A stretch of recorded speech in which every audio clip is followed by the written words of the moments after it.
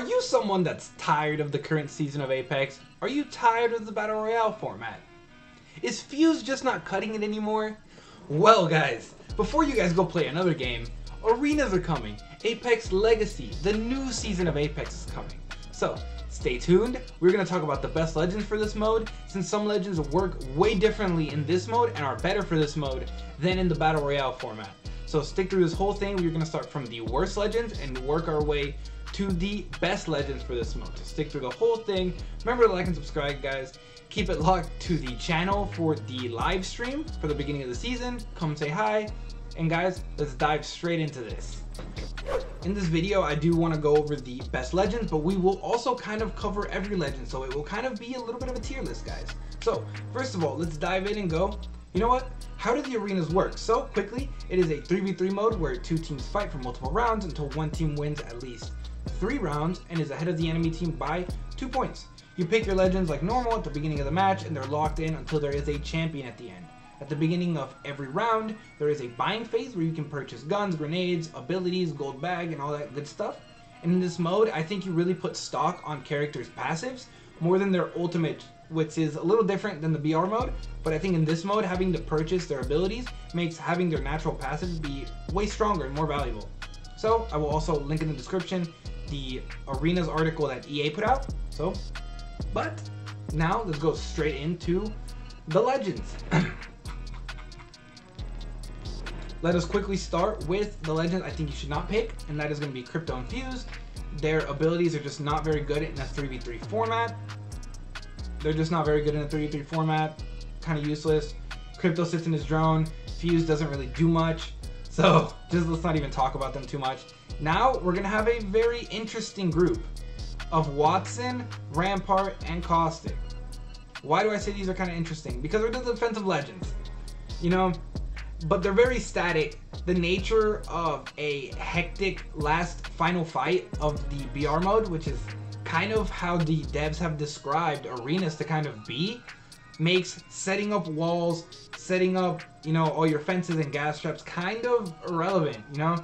It makes me very hesitant to recommend any of these defensive legends, you know, because you need time to drop the walls, the fences, the gas traps, and you're also going to have only a limited amount of time of these items because you have to purchase them in the buying phase. So if they get broken, then you're kind of out at that point, and that benefit of the legend is gone. The only one of these legends I would really recommend is Watson, because in this mode, keeping your heals, your shield bats, since you only have a limited amount, saving your resources is very important. So having a legend that regens her shield is, I think, a little bit more important. So I would really put her above the other ones. Now, let us move on to Mirage. Mirage is going to be the next legend I really talk about here. So his abilities are still really bad for this mode, for the BR, everything. The only thing that gives him a big buff and gives a lot of other legends a buff is the gold bag being so cheap. And obviously if you do a res with a gold bag, it heals your teammate to halfway on shields and health. So him being able to go invisible can be a very nice way to get a res off. So that is his very strong ability and the big benefit of running a Mirage. But the other abilities aren't that good, so let's not waste too much time. Next, let's move on to Pathfinder. I think he's just going to be okay. Since the skill it takes to be a good Pathfinder is, you know, still very high, I think that there are just going to be better legends for movement. And other abilities are just okay. So he kind of just falls on the forgotten side. But if you can purchase Zipline, I think it allows for solid movement early into a nice, you know, high spot maybe if there's a dominant area. But I think he's just going to be okay.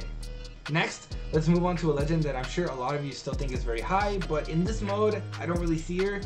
Horizon. So, she's still going to be good. I just don't think she's going to be as important as she was in the BR or even last season. Her black hole will be good for holding teams in a spot, being able to maybe get an easy knock. If you guys purchase nades, obviously they pair really well with that, or another ability. But I think it can also be used to hold a team into a spot, reposition, or just move. But I think that's really it, because her tactical getting kind of nerfed where she moves very like slow through it now and also can't sit on it makes her just an easier target. She really can't heal in it anymore.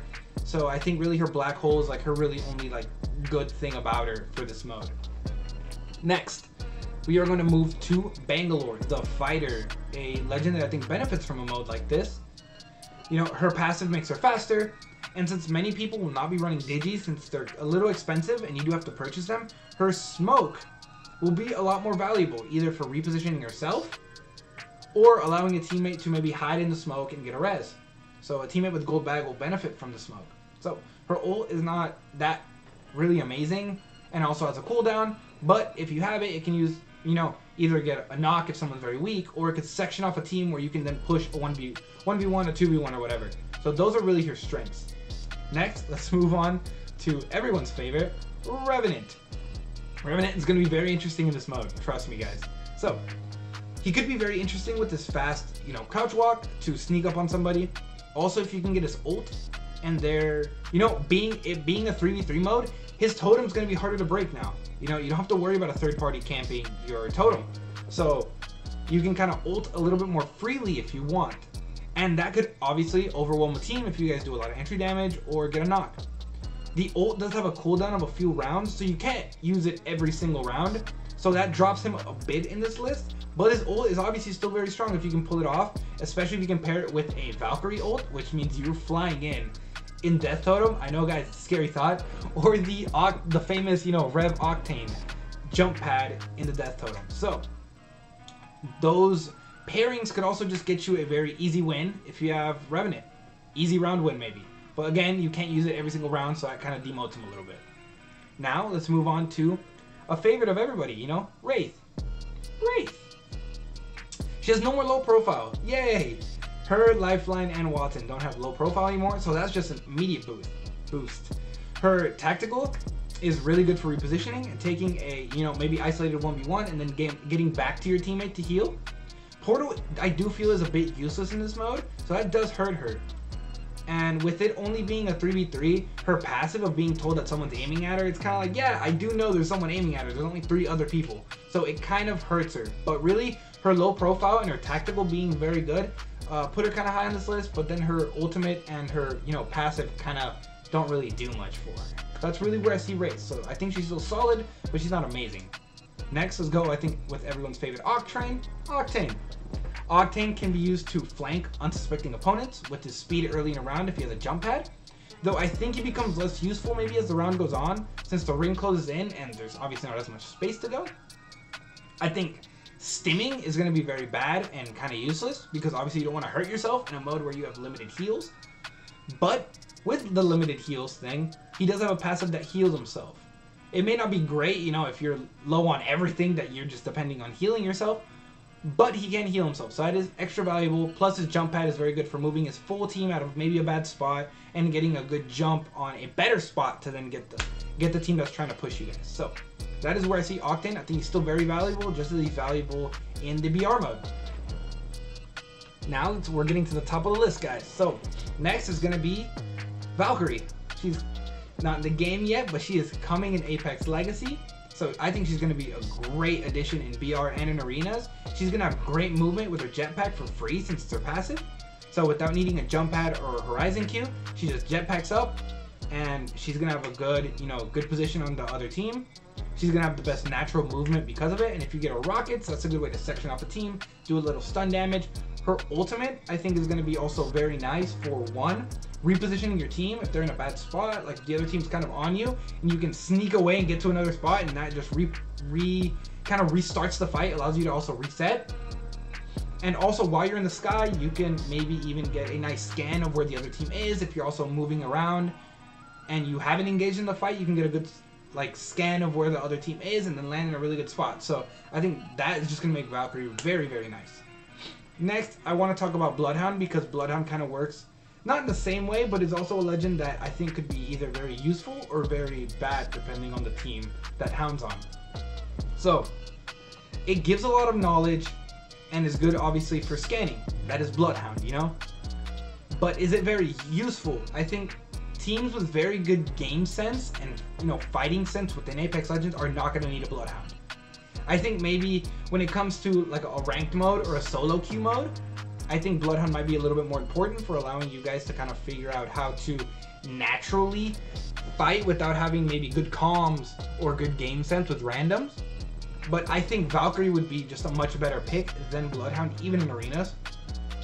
You know, so I don't think Hound is a necessity, because since this is a 3v3 mode, you know, with good team fighting skills and game sense, knowing exactly where someone is doesn't matter as much as long as you know they're not right behind you.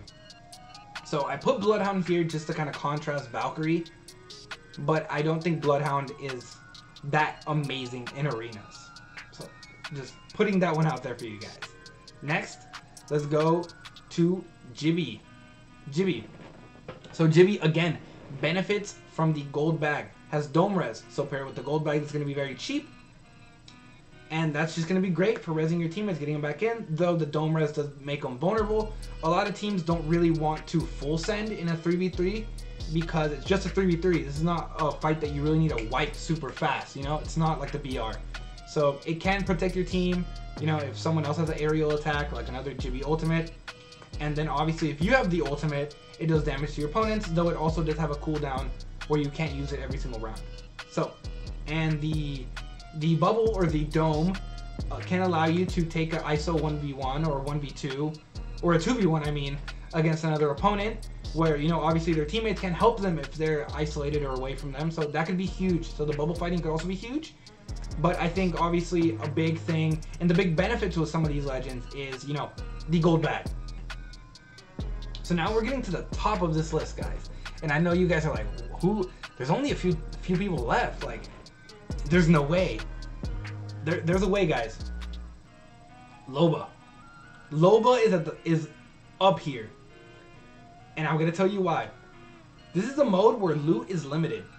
Her ultimate can be purchased every single round and can be placed anywhere on the map, obviously. And when it's placed anywhere, the circle covers almost most of the map. So she can loot the few loot bins on the map, which all contain Phoenix kits, batteries, and cells. So if you take all the loot from the other team, you can also yoink the care package weapons that also drop later in the round. So basically you take all the loot away from the other team, putting you at a huge advantage on that side. Because this mode, you know, is all about having more resources than the other team, or managing your resources because you don't have that much stuff. So being able to take all the good heals in a drawn out fight, you're gonna win because you can heal and the other team just can't. So that's why she is huge. Also, her bracelet got a slight buff. She's a little faster out of the bracelet when it drops. And basically, her strength is just taking all the resources away and just making the other team kind of be in shambles if they didn't purchase enough heals. So that is Loba's strength, guys. So I think she's going to be very highly picked and very useful, which I know will be a shock because in BR it's a whole other thing. But that's why we need this video. That's why I think we wanted to talk about this. I wanted to talk about this because I want to help you guys be ready, because you might come in thinking, oh, this legend's good in BR, but no. Loba's good in BR, in the arenas mode, guys, because she yoinks all the very limited loot. Now we're gonna get to the top of this list, guys, and this one shocked me when I started seeing clips of it, of the playtests by different streamers and pros. But Lifeline is at the top of this list. This is gonna be shocking, since in my recent, you know, best legends for ranked on World's Edge, I had her really low. I said she would suck, but in this mode, arenas, she is gonna be up there. But why? Because her passive is gonna be so important. Her drone res, being able to res even without the shield, is going to be so important because you can continue fighting and res your teammate. Again, gold bag is going to be very, very cheap. So putting gold bag on a lifeline, being able to get that quick res, is going to be amazing. So in these matches, you know, you're getting the upper hand. Making 2v3s is so important. Being able to, again, keep your teammates in this fight longer. Being able to heal with your drone, which the drone got a buff in the healing factor. So you can pop a bat and use the drone and you'll heal like that. It's almost like a Phoenix kit, a very fast Phoenix kit. So again, her having a natural ability that can heal your teammates, her being able to have a natural ability that can res their teammates, and she can keep the, you know, other team away from getting the knock. Wow, again, is just very helpful for the limited resources. And then finally, let's talk about her ultimate. An ultimate that I think is terrible in the BR mode. I think is amazing in this mode. Why? Because every time it drops, it is going to drop with a blue weapon, a blue level weapon, and it's going to drop with at least 2 shield batteries. So you don't even have to spend your points on it to get a good gun, which every time I saw, it was a good gun, and it was giving you shield batteries. So she won. It gets gets reses off fast while she can fight, has a drone that can heal your teammates up very fast, and 3 can get you guys free loot. That is why she is awesome in this mode, guys. And that is why she is at the top of this list, and why she is probably the strongest legend for Arenas. And I know that's a shock, guys. So with that, that's gonna wrap up my list, guys. Hope you guys enjoy this. I hope you guys are ready for Arenas, ready to go. Remember to stop by the live stream because we're gonna be going hard for Apex Legacy, guys. And I'll see you guys at the next video.